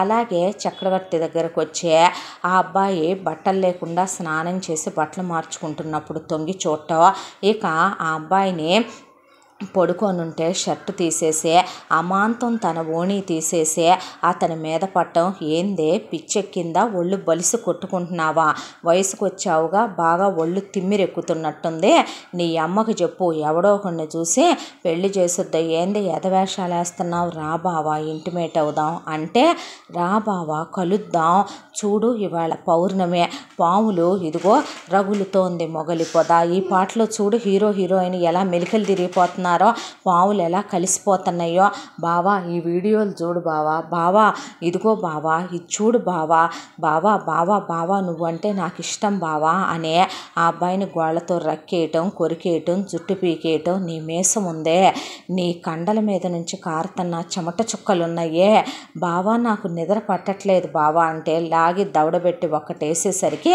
మంజరి ఏమైందని పరిగెత్తుకొస్తే, నీ కూతురికి మదపిచ్చి మగపిచ్చి ఎక్కింది, ఎవడో ఒకడిని చూసి నీ కూతుర్ని ముందు కట్టబెట్టి పంపించు, లేదంటే గనక మగాళ్ళని బతకనిచ్చేటట్లేదు ఇది అని చెప్పేపాటికి ఈడు కూడా ఎంతలా మాట అడిగాడు నన్ను అనుకొని, ఏం పుట్టిందే నీకు పోయే కాలం, ఎక్కడో చోట ముద్దుడుచుకొని సావచ్చుగా ముదృష్టపు దానా, అయిపోయినాయి అమ్మాయి, నేను వయసుకు వచ్చిన దగ్గర నుంచి ఇప్పుడు దాకా కొన్ని వేల మందితో అయిపోయినాయి, కానీ నా కోరికలు తీరట్లేదు, నాకు వాడు కావాలి, వాడి మగతనం కావాలి, నేను వాడికి పెళ్ళాన్ని కావాలి, వాడితో రోజు లెక్కలేనన్ని సార్లు కలవాలి, నేను వాడికి పిల్లల్ని బోల్డంత మందిని కనాలమ్మా, నాకు వాడితో కలయిక కావాలి, నాకు వాడితో సుఖాన్ని అనుభవించాలని ఉందే, ఎటు నువ్వు వాడికి పెళ్లి చేయాలనుకుంటున్నావుగా, ఎవరినో ఎందుకు నన్నిచ్చి చెయ్యవే, నన్నిచ్చి చేస్తే నీకు ఎలాగోలాగా పత్రాల మీద వాడితో సంతకం పెట్టిచ్చిస్తాను, ఆ టైంలో నాకు సుఖానికి సుఖము ఇచ్చిన వాడు అవుతాడు, పిల్లల్ని కనిచ్చిన వాడు అవుతాడు, ఆస్తి బయటకు పోదు, 3 వాటాలు వేద్దాం న్యాయం ప్రకారం, అన్నయ్యలిద్దరికీ చెరోటి నాకోటే, ఇప్పటికీ నీ దగ్గర బోల్డంత డబ్బు నగలు నువ్వు బాగానే వెనకేసుకొని ఉంచుకున్నావు కాబట్టి అన్నయ్యలు కూడా బాగానే వెనకేసుకున్నా, నాకేమీ స్వార్థం లేదో, సమానంగా పంచుకుందాం, నాకు మాత్రం వాడు కావాలి, వాడు లేనిది ఉండలేనమ్మా, వాడి వాసనే నన్ను మొత్తెక్కిచ్చేస్తుంది, వాడి చెమట నాకు అత్తర్లా అనిపిస్తుంది, నీకేం తెలుసు వాడిని చూస్తూ నేను భరించలేకపోతున్నాను, నా చేతులు కొంగర్లు తిరిగిపోతున్నాయి, నా ఒళ్ళంతా మెలికలు తిరిగిపోతుందమ్మా అనేపాటికి, ఉషో సరే ఉండు, కాస్త 1 సంవత్సరం టైం ఇవే, వాడికి 27 ఏళ్ళకి పెళ్లి చేయాలని లాయర్ గారు చెప్పాడు, ఇప్పుడు వాడికి ఎటు 25 26 రాబోతున్నాయి, ఇంకొక వారం రోజుల్లో, ఈ 1 సంవత్సరం ఆగితే గనక 27 ఏడు రాగానే చేసుకొని సర్దుగానే ఆలోచిస్తాను, ఈలోపు మూద్దుడుచుకో, ఏ కడుపో కాలో తెచ్చుకోబాకు, నేనే మరంత పిచ్చిదాన్నే, అయ్యో నాకు వాడు కావాలి, వాడు కావాలి అంటే ఏదో ఒకటి జావ్ అన్నాక పాలేరు అక్కడే ఉంటే, రే నువ్వు పద గదిలోకి అనేపాటికే, మీరు పదన్నమ్మా నేను వస్తాననే పాటికే, చిచ్చి నా కళ్ళెదురుగానే నా కూతురు ఇలా చేయటం చూసుకోవాల్సి వస్తుంది, ఏదో బతుకో అనేపాటికే అక్కడే ఉన్న అన్నలు వెళ్ళనివ్వవే, అలా కాకుండా వీధిలోకి వెళ్ళిందంటే అది క్లియోపాత్ర అవుద్దే, ఎక్కడుంటేనన్నా నయ్యం, ఎంతటితో ఆగుద్దే అన్న తర్వాత మరే నత్తయ్య అన్నారు కోడళ్ళు. అలా ఒకళ్ళ తర్వాత ఒకళ్ళు 7-8 మంది పాలేర్లు గదిలోకి వెళ్ళిన తర్వాత అప్పుడు మొదలిక గదిలోకి వెళ్ళి చూసుకుంది మంజరే, అమ్మా నాకు వాడు కావాలే, ఇప్పుడే కదే 10 మంది వచ్చారు లోపలికే, ఛీ వీళ్ళు ఇచ్చే సుఖం నాకేం సరిపోద్ది, నాకు వాడే కావాలి, నాకు ఆ చక్రవర్తే కావాలి అంటే, ఏమే దీనికి 10 మంది జాలేదంటే ఇంకేదన్నా పిలిపించి పంపించండి లోపలికి అని మంజరి వెళ్ళిపోయింది బయటికి. కోడళ్ళిద్దరూ కలిసి ఎంతైనా ఇది ఒక వేశ్యకి మనవరాలు, ఇంకొక వేశ్యకి పుట్టిన దానికి పుట్టింది కదో, లక్షణాలు ఎక్కడికి పోతాయి, ఒక మొగుడు ఒక మగాడు సరిపోతాడా వీటికి, ఎంతమంది సుఖపెట్టినా కూడా దీని అమ్మకి జాలరు దీనికి జాలరు, పదవే రే దాని గదిలో కంటే ఒకేసారి 4 వెళ్ళండిరా బాబు అనేసి పక్కకి వెళ్ళిపోయారు కోడళ్ళు. రూపాయి కోసం కానీ లేకపోతే దీన్ని చూసే మనం మాత్రం ఇక్కడ ఎదవ సోదని అనుకొని పోయి పద షాపింగ్కి వెళ్ళి డైమండ్ సెట్స్ ఆర్డర్ ఇచ్చాంగా తెచ్చుకుందాం, అలాగేనని అవి కార్లు వేసుకొని వెళ్ళిపోయినాయి బయటికి. ఆ కొంప చివరికి వేశ్యావాటికలా తయారైపోయింది. ఆ ఇంటికి ఓ పరువు ఉండేది, ఓ ప్రతిష్ఠ ఉండేది, ఓ విలువ గౌరవాలు ఉండేవి. ఈరోజు ఆ ఇంట్లో అవేవి మిగలకుండా వాటన్నిటినీ భ్రష్టు పట్టించేసే పూజ గది ఏనాడో తాళం పడిపోయింది. ఆ ఇంట్లో పూజ చేసే ఆడది ఒక్కతే ఉండదు. అయితే బెడ్రూముల్లో కొడుకులు నచ్చిన అమ్మాయిల్ని తెచ్చుకుంటారు. కోడళ్ళు లైట్ తీసుకొని నగలు చీరలు అనే పిల్లల్ని ఆయాలకి కేర్ టేకర్లకి కనిపడేశారు. దాంతోపాటు కూతురు కాల్ బాయ్స్ దగ్గర నుంచే ఎవడు నచ్చితే వాడిని పిలవంగానే లోపలికి వెళ్ళాలి ఇక మొదలిక కోసం. మంజరికి అసలు అంతకుముందు వాళ్ళ అమ్మ ఉన్నప్పుడే చాలామంది ఆవిడకి విటులుంటారు. వాళ్ళు ప్రత్యేకంగా వస్తారు. ఆవిడ వెళ్ళొస్తుంది వాళ్ళ దగ్గరికి ఫామ్ హౌస్కి. ఇక మంజరి మొగుడు గురించి అయితే చెప్పక్కర్లేదు. ఇలాంటి ఒక ఫ్యామిలీ అమ్మ మన ఇంటికి వచ్చి ఉండాల్సిందే. మనమేంది, మన కులం ఏంది, మన ప్రతిష్ట ఏంది, అయ్యగారు ఏంది, మీరేంది, ఈ రోజులు రావటం ఏంది, బాబు అలా మొరటోళ్ళ అయిపోవటం ఏందని రంగమ్మ రోజు జ్ఞానేశ్వరి కాళ్ళ మీద పడి ఆడవటమే.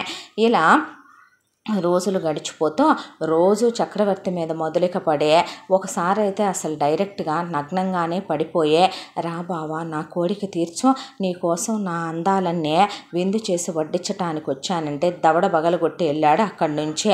వీడేంటే నాకు లొంగడు, వీడు లొంగని కొద్దీ నాకు వీడే కావాలనిపిస్తున్నాడు. ప్రపంచంలో ఉంటారు మరి మగాళ్ళల్లో రకరకాల మగాళ్ళు. ఎంతైనా ఆనందవర్మ కొడుకు కదో అనుకున్నారు కోడళ్ళు పక్కకి వెళ్ళి. ఆ తర్వాత ఇలా రోజులు గడిచిపోతూ ఉండగా ఎప్పుడూ వచ్చినట్టే లాయర్ గారు మళ్ళీ వచ్చాడు. వచ్చిన తర్వాత మంజరి లోపలికి పిలిచింది. వీడికి 26వ సంవత్సరం వచ్చి వారమైంది లాయరు. ఇంకా అనుకున్నది చేయటానికి ఎంత టైం ఉంది? ఎంతో టైం లేదమ్మా. ఈ సంవత్సరం వదిలేస్తే చాలు. వచ్చే సంవత్సరం 27/7 రాగానే ఇక పెళ్లి చేయటం. పెళ్లి చేయంగానే 2 సంవత్సరాలు కళ్ళు మూసుకుంటే ఒక ఇద్దరు పుట్టరంటారా? పుట్టిన తర్వాత ఇక ఆస్తి మొత్తానికి క్రయ విక్రయాది హక్కులు అతనికి వచ్చేస్తాయి. వచ్చిన తర్వాత నిరభ్యంతరంగా అతనికి మీరు ఎక్కడ సంతకం పెట్టమంటే అక్కడ పెట్టడం నేర్పించారు కాబట్టి ఆ ఆస్తికి అతను హక్కుదారుడు అవుతాడు. అప్పుడు మీ ఇష్టం వచ్చినట్టు మీరు చేసుకోవచ్చు అన్నాక సరే మరి, కానీ ఆవిడ పరిస్థితి ఏంటి? అది లేవదు లాయరు, దాన్ని నేను లేవనివ్వను. అది లేసిందంటే వీడికి అది చాలా చెప్పుద్దే. అది ఆనందవర్మ పెళ్ళాం, అది మర్చిపోకు లాయరు అన్నాక సరేనని లాయరు ఇక చక్రవర్తి అని పిలిస్తే వచ్చే ఏంది నీ గోల, నీ ఎదవ సోది, ప్రతేడు ఉండేదేగా, ఉండవయ్యా అన్నాడు చక్రవర్తి. అన్నాక అమ్మ చూడండి అమ్మా, బాబుతో ఎలా ఏలుముద్దర్లు మీతో వేయించుకొని తీసుకెళ్ళి సంతకాలు పెట్టిస్తుందో, ఎలా సొమ్మంతా కాజేస్తుందో. అమ్మ లేవండమ్మా, అమ్మ చూడండమ్మా, అయ్యగారు పోయిన షాకులో ఇలా అయిపోయారు కదమ్మా, వీళ్ళు చేసే ఈ పనులన్నీ చూస్తూ మీకు షాక్ అనిపించట్లేదా అమ్మా? లెగండమ్మా, రేపు ఏ దిక్కుమాలి నన్ను తెచ్చే బాబుకి ఇచ్చి కట్టపెట్టాలనుకుంటున్నారమ్మా. అమ్మ బాబుకి పిల్లలు పుట్టాక ఆస్తి అంతా కాజేసే నడి వీధిలో బాబుని మిమ్మల్ని నుంచోబెట్టాలనుకుంటున్నారమ్మా. లెగండమ్మా, మీకు దండం పెడతానమ్మా, లేవండనే రంగమ్మ అంటుంటే జ్ఞానేశ్వరి కళ్ళల్లో నుంచి నీళ్ళు అలా కారిపోతూ అమ్మ లేవండనే ఏడ్చి రంగమ్మ అక్కడే కూర్చుండిపోయింది. చక్రవర్తి వచ్చాడు.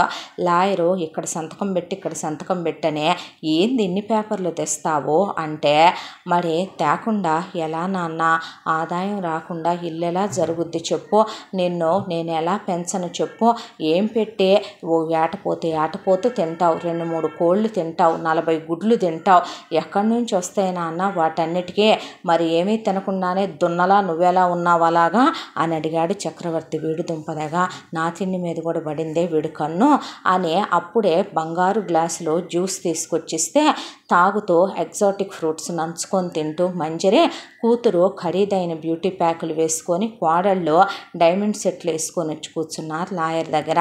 సరే సంతకాలు అయిపోయినాయిగా, పద జడ్జి గారికి కనపడాలి నువ్వు అని చెప్పి వాడు కారెక్కించుకొని అప్పట్లానే సిటీకి తీసుకొచ్చాడు.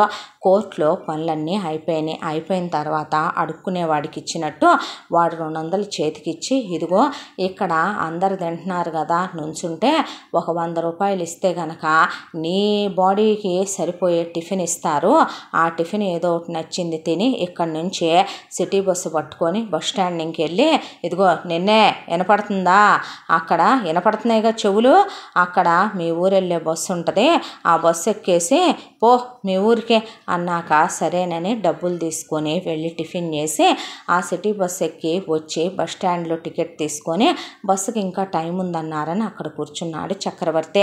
ఆ పక్కనే ఎవరో కొంతమంది జనాలు ఒక అమ్మాయితో ఘర్షణ పట్టడం చూశాడు. అయితే వాళ్ళు ఆ అమ్మాయిని గట్టిగా పట్టుకొని కొట్టి పదవే పదవే అని చెప్పి ఆ అమ్మాయిని ఈడ్చుకెళ్తుంటే అంతమంది బస్ స్టాండింగ్లో ఉన్న ఎవరూ పట్టించుకోవట్లేదు. ఆ అమ్మాయి చూడటానికి చాలా బాగుంది, మనిషి సంస్కారం ఉన్న అమ్మాయిలాగా కూడా ఉంది. మీకు దండం పెడతాను, నా జీవితం నాశనం చెయ్యొద్దు, మీ కాళ్ళు పట్టుకుంటానని ఆ అమ్మాయి బ్రతిమిలాడుతున్నా వాళ్ళు వినిపించుకోవట్లేదు. చాలా దారుణంగా కొడుతున్నారు ఆ అమ్మాయిని. అప్పటికే తల పగిలి రక్తం కారుతుంది, ఒళ్ళంతా కూడా కొంకు దెబ్బలు బాగా తగిలినాయి. అక్కడ ఉన్న అంతమందిని ఆ అమ్మాయి బ్రతిమిలాడి నన్ను కాపాడండి అని అలిసిపోయి చివరికి చక్రవర్తి దగ్గరకు వచ్చే హైటు వెయిట్ పర్సనాలిటీ చూసి చక్రవర్తి భుజం గట్టిగా వాటేసి పట్టుకొని మీ కాళ్ళు పట్టుకుంటానండి, మీకు దండం పెడతాను, నన్ను వీళ్ళ నుంచి కాపాడరా, మీకు ఎంతైనా రుణపడిపోయి ఉంటానండి, నా జీవితాన్ని నాశనం చేయటానికే వచ్చారు వీళ్ళు, మీ కాళ్ళు పట్టుకుంటాను, నాకు అమ్మ నాన్న ఎవ్వరూ లేరే అనాథనండి, నేను మీకు దండం పెడతానండి, దిక్కులేని నన్ను కాపాడరా అని ఆ అమ్మాయి బ్రతిమిలాడితే అమ్మ నాన్న లేరు అనేసరికి లేచి నుంచున్నాడు చక్రవర్తి. చక్రవర్తి కటౌట్ చూసే వాళ్ళు 4 అడుగులు వెనక్కేయటం చూసిన అమ్మాయి దయా దాక్షిణ్యాలు లేకుండా నిర్దాక్షిణ్యంగా కుక్కల్ని కొట్టినట్టు కొట్టండి ఒక్కొక్కడిని అని చెప్పేసరికి తుక్కు కింద కొట్టాడు చక్రవర్తి అక్కడ ఉన్న వాళ్ళందరినీ. అసలే మనిషి కటౌటే 10 ప్యాక్ బాడీలో ఉండి తుక్కు కొట్టేసరికి వాళ్ళ బాడీలో పార్ట్లు పనిచేయక అక్కడి నుంచి వాళ్ళు పారిపోయారు. పారిపోయిన తర్వాత ఆ అమ్మాయి చక్రవర్తి చేతులు పట్టుకొని చాలా థ్యాంక్స్ అండి, మీకు ఎంతైనా రుణపడిపోయి ఉంటాను అనేసరికి ఆ అమ్మాయిని కూర్చోబెట్టాడు. కూర్చోబెట్టు సోడా తీసుకొచ్చి ఇచ్చాడు. తాగిన తర్వాత అసలు ఎవరు నువ్వు, ఏందిదంతా ఓరాళ్ళు అని అడిగాడు. అడిగితే ఆ మాటకి నాకు అమ్మా నాన్న లేరండి, వాళ్ళు మా దూరపు బంధువులు, మా అమ్మ నాన్న పోయిన తర్వాత మా అమ్మ నాన్న పేరిట కలిసి వచ్చినటువంటి ఇల్లు పొలము మా అమ్మ బంగారం నాకు ఇమ్మన్నది కాజేశారు, అయినా నేనేం మాట్లాడలేదు, ఇంటి పని వంట పనులు చేయిస్తూ నన్ను కుక్క కన్నా హీనంగా పని మనిషి కన్నా ఘోరంగా చూసిన చదువుని అశ్రద్ధ చేయకూడదనే దాంతో కష్టపడి నేను చదువుకున్నానండి. చదువుకొని పీజీ వరకు కంప్లీట్ చేశాను. అయిపోయి ఉద్యోగం చేస్తూ నేను ఒకవైపున ఆ డబ్బులు జీతం వాళ్ళకే ఇస్తున్నాను. నాకు టైలరింగ్ వచ్చు, కుట్లు అల్లికలు వచ్చు. ఒకవైపున మగ్గం వర్క్ బ్లౌజుల మీద చేస్తూ టైలరింగ్ చేస్తూ ప్రతి రూపాయి వాళ్ళకే ఇచ్చానండి. కానీ వాళ్ళ ఆశకే ఇంకా అంతు పొంతు లేకుండా పోయిందే. నేను చూడ్డానికి మనిషిని బాగుంటానని వయసులో ఉన్నానని ఎవడో ఒకడు నన్ను చూసి నా మీద మోజు పడ్డాడంట. వాడు నన్ను దుబాయ్కి తీసుకెళ్ళిపోవాలి అనుకొని వచ్చి వీళ్లతో 1 కోటి రూపాయలు డబ్బులు, అలాగే ఒక ఇల్లు, ఒక 5 ఎకరాల పొలము, ఒక 100 కాసులు బంగారానికి డీల్ మాట్లాడుకున్నాడు వాడు. నేను వాడికి 5 పెళ్ళాలున్నా పిల్లలు పుట్టలేదంట. నన్ను తీసుకెళ్లి డాక్టర్ దగ్గర టెస్ట్ చేయించితే నాకు పిల్లలు పుట్టే అవకాశాలు మెండుగా ఉన్నాయని డాక్టర్ చెప్పడంతో అసలు లోపం వాళ్ళలో ఉందో వాడి పెళ్ళాంలో ఉందో కదండి, నన్ను ఇచ్చి ఆ వెధవకి పెళ్లి చేయాలని వీళ్ళు డిసైడ్ అయిపోయారండి. దాంతోనే వీళ్ళు పెళ్లి ముహూర్తం పెట్టుకుంటే పారిపోయి గోడ దూకి వస్తే నా వెనకాల పడి ఇక్కడ దాకా తరుముకుంటూ వచ్చారు. ఏదో ఒక బస్సు ఎక్కి పారిపోదాం అనుకొని ఒక బస్సు ఎక్కి కూర్చుంటే కనపడి చచ్చాను నేను. దాంతో కిందకి లాక్కొచ్చి ఇలా కొట్టారండి అని చెప్తే నీ పేరు చెప్పలేదు అన్నాడు చక్రవర్తి. నా పేరు అశోక అండి, ఏ శోకం లేకుండా ఉండాలని ఆ పార్వతీ పరమేశ్వరుల కూతురు అశోక సుందరి పేరు పెట్టారు మా అమ్మ నాన్నలు అని చెప్పేసరికి అవునా అని అప్పుడే చక్రవర్తి బస్సు వచ్చి జనాలు ఎక్కడం మొదలుపెట్టారు. ఆ అమ్మాయిని వదిలి వెళ్ళాలంటే మనసు అదోలా అనిపించింది. ఆ అమ్మాయి బేలగా చక్రవర్తి వైపే చూస్తుంటే లేచి నిలబడ్డాడు. ఎక్కడికండి? నా బస్సు వచ్చింది, మీ కాళ్ళు పట్టుకుంటాను, నన్ను వదిలి వెళ్ళొద్దండి. ఈ ప్రపంచంలోనే సేఫెస్ట్ ప్లేసు మీరు నా పక్కనుంటే చాలనిపిస్తుంది నాకు. నేను మీతోనే వస్తాను, మీ ఊరు మీ ఇంటికి తీసుకెళ్ళండి. చదువుకున్నానండి, పని చేసుకుంటాను, ఇంటి పని వంట పని వచ్చండి, నాకేం కష్టపడటానికి నామూషి ఉండదండి. టైలరింగ్ అయినా చేసుకొని నా పొట్ట నేను పోసుకొని బ్రతుకుతాను. అలాగని ఇక్కడే ఉన్నాననుకోండి, నన్ను వీళ్ళు బ్రతకనివ్వరండి అని చెప్పింది ఆ అమ్మాయి. సరే ఏదైతే అదైందని చెప్పి ఆ అమ్మాయి వైపు చూస్తే ఎందుకో ఒక ఆరాధన, ఏదో తెలియని మనసులో ఆ అమ్మాయి తన చేయి పట్టుకున్నప్పుడు కలిగిన చలనం, అసలు ఏ కారణంతో ఆ అమ్మాయిని కాపాడాడో కూడా తనకే అర్థం కాలేదో. అమ్మా నాన్న లేరందని ఎందుకో ఆ అమ్మాయిని అలా ఒంటరిగా వదిలి వెళ్ళాలి ప్రమాదంలో అనిపించక టికెట్ తీసుకొని బస్సు ఎక్కించి ఇంటికి తీసుకొచ్చాడు.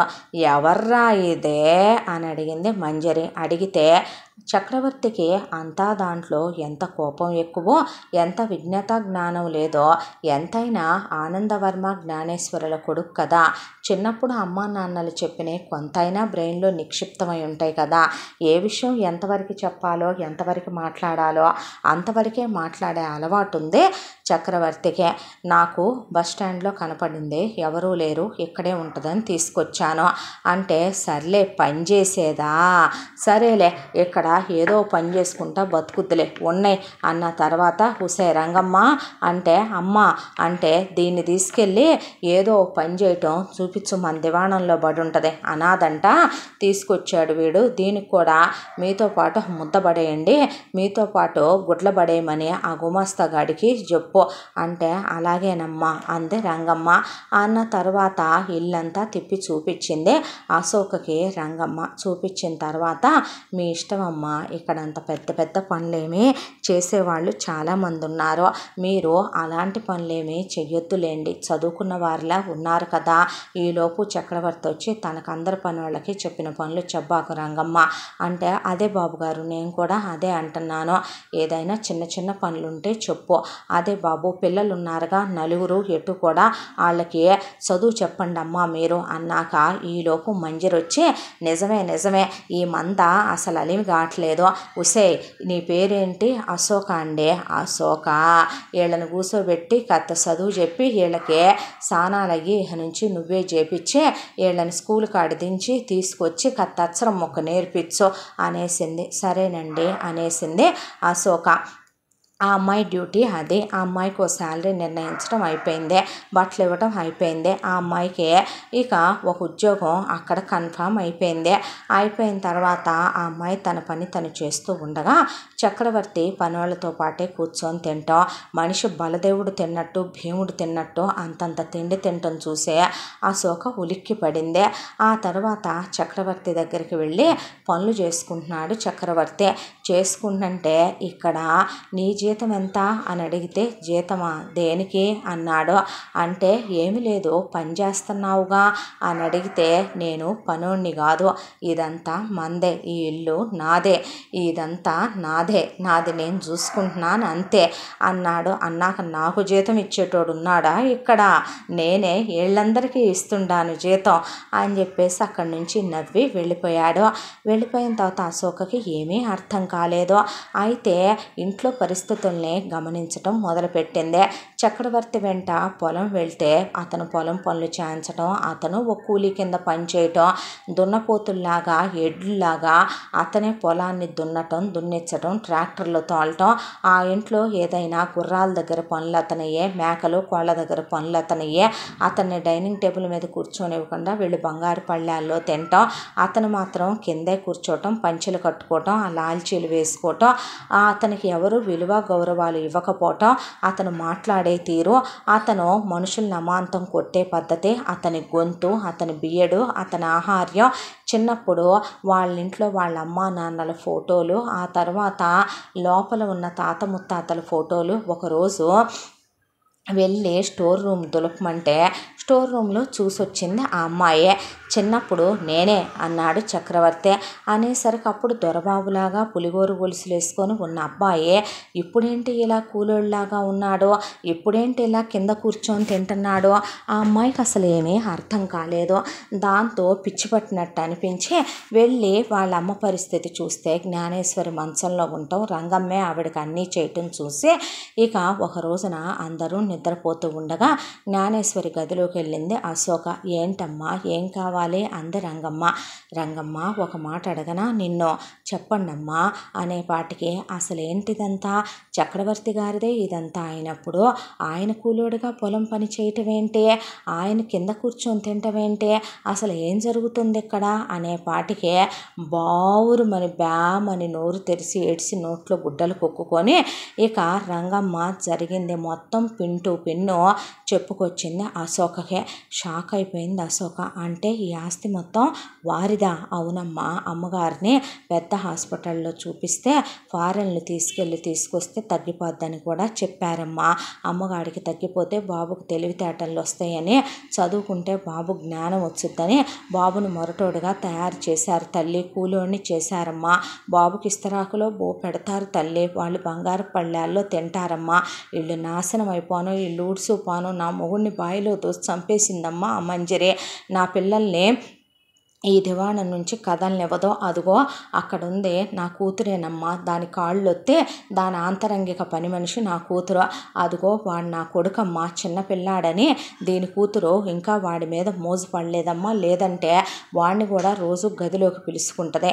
ఈ కొంప, ఈ మనుషులు ఎలాంటి వాళ్ళో తెలుసా తల్లి నీకు అని మంజరి ఇలా ఉంపుడు గత్తె కూతురని, మధులకి ఇలా బాగా మగాళ్ళ పిచ్చని, కోడళ్ళు క్రైమ్ పార్ట్నర్స్ అని, వాటికి నగలు డబ్బు పిచ్చని, కొడుకులు వ్యసన పరులని, డబ్బు పిచ్చోళ్ళని, మంజరి మొగుడు వాడని మొత్తం పిన్ను చెప్పుకొచ్చింది రంగమ్మ.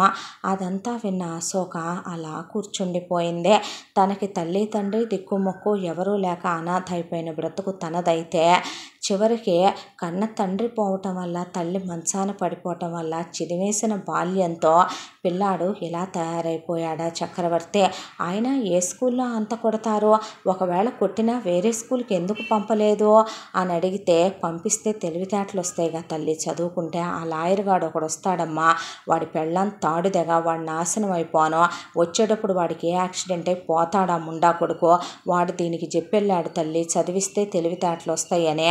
దాంతో ఇదే డబ్బులు ఇచ్చి ఎలా కొట్టించిందో తెలుసా అమ్మ, పిల్లాడు 15 రోజులు గుడ్లు తేలేసి మాట్లాడలేదమ్మా, భయపడిపోయాడు. అదెందుకు వేసుద్దమ్మా ఇంకో స్కూల్లో, దాని కొడుకుల్ని దాని కూతుళ్ళని మాత్రమే చదివించుకుంది అదే అని చెప్పేసరికి అశోక వెళ్ళి అలా చూడటం మొదలుపెట్టింది. ఆ రోజు నుంచి చక్రవర్తినే పొలం వెళితే పొలం పనులు చేయటం, కూలోళ్ళు ఒక కూలోడుగా పనిచేస్తుంటే మహారాజు వచ్చి ఒక్కసారే ఎన్నో మెట్లు దిగే ఇలా మామూలు మనుషుల్లో కలిసిపోయే పనిచేస్తున్నట్టుందయ్యా నిన్ను చూస్తుంటే అనుకుంది. ఆ తర్వాత గుమస్తా గారు పాత ఆయన గూడంతా ఎలబోసుకున్నాడు అశోక దగ్గర. ఒక రోజున, అమ్మ ఎంత ఆస్తులు ఉన్నాయో తెలుసా తల్లి, బాబుకు ఒక్క లెక్క చూడటం రాదు, రంగమ్మ చెప్పింది. అశోక చాలా మంచి అమ్మాయనే.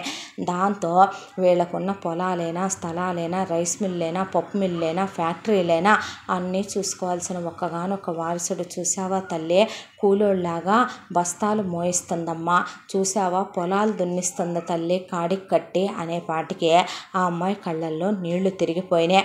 ఆ వాళ్ళు పైన డైనింగ్ టేబుల్ మీద వెండి కుర్చీల్లో కూర్చొని బంగారు పళ్ళాల్లో తింటూ వాళ్ళ కాళ్ళ దగ్గర ఆ అబ్బాయిని కూలోళ్ళలాగా కూర్చోబెట్టి విస్తరాకేసి బలిదేవుణ్ణి మేపినట్టు ఇక పొలం పనులవి చేయించాలి కాబట్టి, కాయ కష్టానికి తిండి పెట్టాలి కాబట్టి పెట్టడం, మొదలిక పద్దాక ఆ అబ్బాయి మీద పడిపోవటం, ఆ అబ్బాయి స్నానం చేస్తుంటే బాత్రూముల్లోకి చూడటం ప్రతి ఒక్కటి గమనించే మహారాజు కటిక నేల మీద కూర్చొని పేదింటి వాడికి వచ్చి తిన్నట్టు అనిపిస్తుందయ్యా నిన్ను చూస్తే అనుకునేది ఆ అమ్మాయే. అంతా అయిపోయిన తర్వాత ఆ అమ్మాయి ఒక్కటే నిర్ణయించుకుంది, నిజంగా చక్రవర్తి లేకపోతే ఈ రోజున తనకి బ్రతుకు లేదు, తన వాళ్ళు తన జీవితాన్ని తీసుకెళ్ళి ఎవడో ముక్కు మొహం లేని ఒకడికి ఇచ్చి చేసి చిదివేసేవాళ్ళు, దేశం కాని దేశం వెళ్ళి కుక్క బ్రతుకు అయిపోయేది తందే. వాడికి ఆరో పెళ్ళాంలా వెళ్ళాల్సి వచ్చేదే. అతని వల్లే తనకు జీవితాన్ని దేవుడు కలిగేలా చేశాడు. మంచి వాళ్ళకి ఎప్పుడూ మంచే జరగాలి. బహుశా ఏ కారణంతో దేవుడు ఇక్కడికి పంపాడో తెలియదు, కానీ ఈ త్రాచుపాముల నుంచే అతన్ని ఇంకా ఒకే ఒక్క సంవత్సరం ఉందని గుమస్తా గారు చెప్పారు. రంగమ్మ చెప్పింది, ఈ సంవత్సరంలో అతన్ని మార్చాలి, చదువు నేర్పాలి, జ్ఞానం నేర్పాలి, తెలివితేటలు నేర్పాలి. అతను ఏకసంతగ్రహని, సవ్యసాచని, అర్జునుల్లా 2 చేతులతో ఏ పనైనా చేస్తాడని, కర్ణుల్లా ఏదైనా చెప్పంగానే నేర్చేసుకుంటాడని చెప్పటం బాగా విన్నది తను. కాబట్టి సానపడితే ఏ వజ్రమైనా సరే దానికున్న మకిల మురికి వదిలించుకొని దాని తేజస్సుని ఇనుమడింపచేస్తుంది. సూర్యుడికి ఎవరో దేన్నడ్డం పెట్టగలరో, దేన్నడ్డం పెడితే ఆయన ప్రకాశాన్ని ఆపగలరో. ఆయన ఆనందవర్మ ఫోటో దగ్గరికి వెళ్ళిందే, అయ్యా మీరెవరో నాకు తెలియదు, నేను ఇక్కడికి ఎందుకు వచ్చానో తెలీదు. అప్పుడే అట్నుంచి వెళుతున్న చక్రవర్తి వైపు చూసి, నిన్నెలాగైనా మార్చి తీరాలి, మారుస్తాను. మీ నాన్నకి కొడుకుగా, ఈ యావదాస్తికి వారసుడుగా ఈ మొత్తాన్ని ఏలే చక్రవర్తిని చేసే ఈ ఇంట్లో నుంచి మళ్ళీ నేను కాలు బయట పెడతాను. ఇదే పోయిన నా తల్లిదండ్రుల మీద ప్రమాణం చేసి చెప్తున్న మాట అనుకొని అలా ఆనందవర్మ ఫోటో వైపు చూస్తూ నిలబడింది అశోక. ఇంతటితో మొరటు మొగుడు తెలివైన భార్య మొదటి భాగం పూర్తి. ముగింపు భాగంతో మళ్ళీ కలుసుకుందాం. తప్పకుండా మన ఛానల్ని లైక్ చేయండి, షేర్ చేయండి, సబ్స్క్రైబ్ చేయండి, బెల్ ఐకాన్ క్లిక్ చేసి ఆల్ అనే బటన్ని ప్రెస్ చేయడం మర్చిపోకండి. ఇంత మంచి కథని మనకు అందించిన కథా రచయిత్రి జి. యామిని శ్రీనివాస్ గారు. ముగింపు భాగంతో మళ్ళీ మీ ముందుకు వస్తాను. Thank you.